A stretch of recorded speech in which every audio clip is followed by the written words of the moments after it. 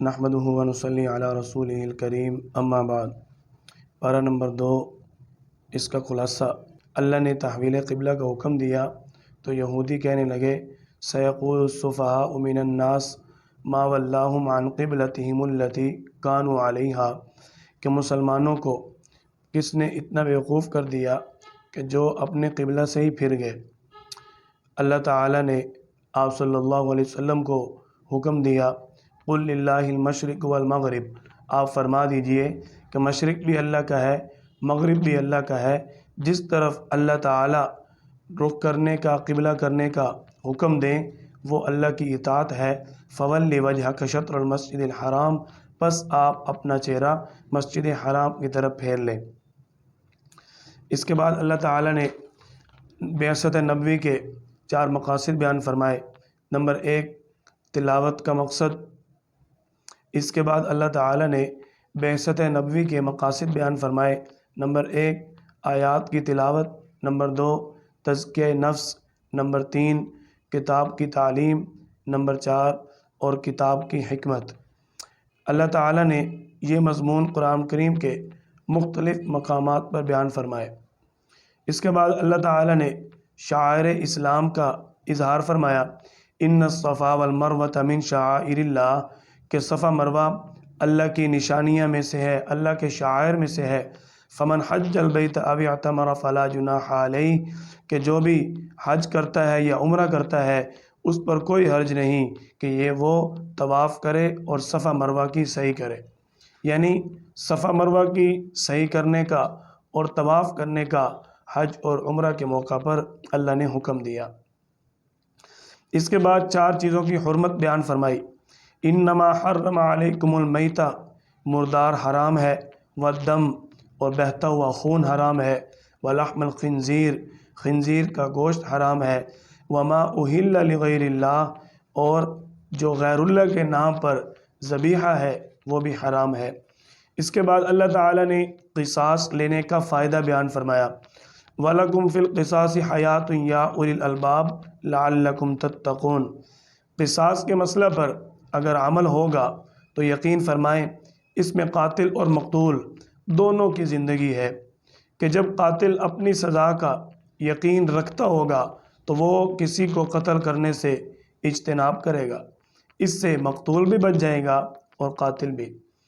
اس کے بعد اللہ کریم نے وصیت کا حکم بیان فرمایا، کتب علیکم اذا حضر احدکم الموت ان ترک خیرا الوصیہ، فوت ہونے والا اپنی وفات سے پہلے اپنے والدین اور دیگر رشتہ داروں کے لیے وصیت کرے، کس کو کتنا حصہ ملنا ہے۔ اس آیت کے نزول سے پہلے ورثاء کے حصے متعین نہیں تھے، مرنے والے کا سارا ترکہ اس کے لڑکوں کو مل جاتا تھا، اس لیے اس آیت میں والدین اور دوسروں رشتہ داروں کے لیے وصیت کرنے کا حکم دیا۔ اس کے بعد جب اللہ تعالیٰ نے سورۃ نساء کے اندر ورثاء کی میراث بیان فرمائی تو اس آیت مذکورہ میں وصیت کی فرضیت منسوخ ہو گئی۔ البتہ اب کوئی بھی شخص ورثاء کے علاوہ کسی اور کے لیے اپنے مال کے 1/3 حصے کی وصیت کر سکتا ہے۔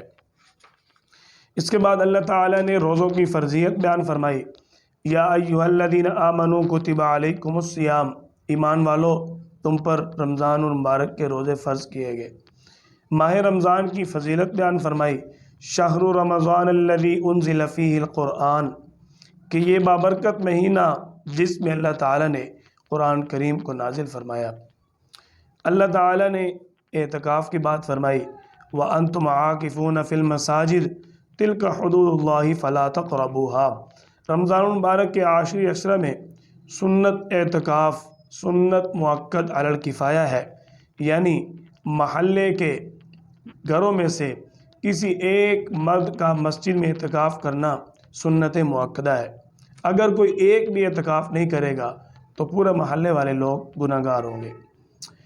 حضرات ایسی مساجد میں اعتکاف فرمائیں جس میں نماز باجماعت ہوتی ہو، جبکہ خواتین اپنے گھروں میں مخصوص جگہ میں اعتکاف کریں۔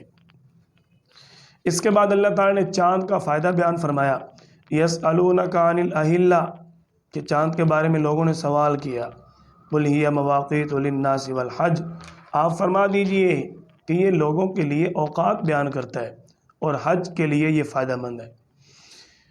جہاد اور قتال کا اللہ نے حکم بیان فرمایا، وَقَاتِلُوا فِي سَبِيلِ اللَّهِ يُقَاتِلُونَكُمْ وَلَا تَعْتَدُوا۔ اللہ تعالیٰ نے جہاد کا مسئلہ بیان فرمایا۔ جہاد فرض ہے اور اس کا مقصد اللہ کے نام کو، اللہ کے کلمہ کو بلند کرنا ہے۔ جہاد قیامت تک جاری و ساری رہے گا۔ یہاں یہ بات ذہن نشین فرما لیں، شریعت کی اصطلاح میں جہاد کا نام قتال فی سبیل اللہ ہے۔ اگر کسی اور حکم شریع پر جہاد کے لفظ کا استعمال ہوا ہے تو وہ لغت کے اعتبار سے ہے، شریعت کی اصطلاح سے نہیں ہے۔ اللہ تعالی نے مجاہدین کو دیگر تمام اعمال کرنے والوں پر فضیلت عطا فرمائی۔ جہاد بہت عظیم، مبارک اور مقدس عمل ہے۔ اس کے بعد اللہ تعالی نے حج کے بارے میں بیان فرمایا۔ 5 دنوں میں 5 مقامات پر 7 عبادتیں کرنے کو حج کہتے ہیں۔ مرتدین کی سزا کو بیان فرمایا، وَمَن يَرْتَدِدْ مِنْكُمْ عَنْ دِينِهِ۔ مرتدین جو شخص مومن ہے اور وہ ایمان کو چھوڑ کر مرتد ہو جاتا ہے، اگر وہ سمجھانے کے باوجود بھی باز نہ آئے، اس کے سارے اعمال ضائع ہو جاتے ہیں، وہ قتل اور ہمیشہ کے لیے جہنم کا مستحق ہوتا ہے۔ لیکن یہاں ایک بات ذہن نشین فرما لیں کہ مرتد کو سزا دینا ہر آدمی کے اختیار میں نہیں، جس کا جی چاہے وہ اٹھ کر مرتد کو قتل کر دے، بلکہ یہ کام حکومت وقت کا ہے۔ حالت حیض میں جماع کا حکم، اس کو اللہ نے بیان فرمایا، وَيَسْأَلُونَكَ عَنِ الْمَحِيضِ قُلْ هُوَ أَذًى فَاعْتَزِلُوا النِّسَاءَ فِي الْمَحِيضِ۔ اس سے اللہ تعالی نے بچنے کا حکم دیا۔ حالت حیض میں عورت کے ساتھ ہم بستری کرنا ناجائز اور حرام ہے۔ عورت کو ہر ماہ آنے والی ماہواری کے خون کو حیض کہتے ہیں۔ بچے کی ولادت کے بعد جو خون آتا ہے اس کو نفاس کہتے ہیں۔ قرآن کریم میں حالت حیض میں بیوی کے ساتھ ہم بستر ہونے سے منع فرمایا۔ قرآن کریم میں حالت نفاس میں عورت کے ساتھ ہم بستری کا منع موجود نہیں ہے، بلکہ احادیث کے اندر حالت نفاس میں ہم بستری کرنے سے منع فرمایا گیا۔ حالت نفاس میں بھی ہم بستری کرنا حرام اور ناجائز ہے۔ اس کے بعد اللہ تعالی نے طلاق کو بیان فرمایا، الطلاق مرتان فإمساک بمعروف او تسریح بإحسان۔ ایک طلاق دی تو ایک واقع ہوگی، 2 طلاقیں دیں 2 واقع ہوں گی۔ اگر ایک مجلس میں الگ الگ 3 طلاقیں یا اکٹھی ایک ہی کلمہ سے 3 طلاقیں دیں تو تینوں واقع ہو جائیں گی۔ اس کے بعد اللہ تعالی نے دودھ پلانے کے بارے میں مدت بیان فرمائی، والوالدات یرضعن اولادہن حولین کاملین، کہ 2 سال تک مائیں اپنے بچوں کو دودھ پلائیں۔ اسلام نے دودھ پیتے بچوں کے بھی حقوق کا خیال رکھا، مدت رضاعت کو بیان فرمایا۔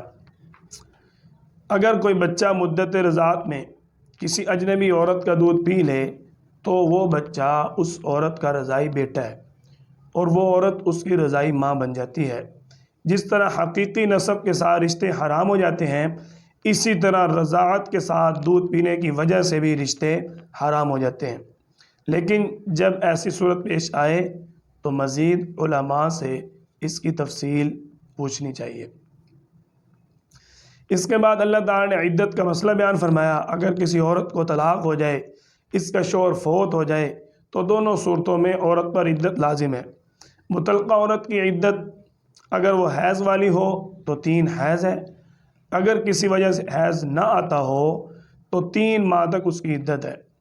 حاملہ عورت کو طلاق ہو تو اس کی عدت وضع حمل ہے۔ شوہر فوت ہو جائے تو عورت حاملہ نہ ہو تو عدت 4 ماہ 10 دن، اگر حاملہ ہو تو عدت وضع حمل ہے۔ اس کے بعد اللہ تعالیٰ نے بیان فرمایا کہ عدت کے دوران نکاح کا پیغام دینا۔ اس کے بعد اللہ تعالیٰ نے حق کے نمائندے حضرت طالوت اور باطل کے نمائندے جالوت کا واقعہ بیان فرمایا۔ جالوت کے پاس طاقت بھی تھی، کثرت بھی تھی، منظم فوج بھی تھی۔ حضرت طالوت کے پاس طاقت بھی کم تھی، فوج بھی کم تھی، اس کے باوجود اللہ تعالیٰ نے ان کو فتح عطا فرمائی۔ اللہ تعالیٰ نے فرمایا، کم من فئۃ قلیلۃ غلبت فئۃ کثیرۃ بإذن اللہ، کتنی جماعتیں ہیں جو طاقت میں کمزور ہوتی ہیں، ان کی تعداد بھی کم ہوتی ہے، لیکن ان کی فرما برداری اور اطاعت کی وجہ سے اللہ تعالیٰ ان کی مدد فرماتے ہیں اور ان کو غالب فرما دیتے ہیں۔ اللہ تعالیٰ ہمیں اس اصول کو سمجھنے کی توفیق عطا فرمائے۔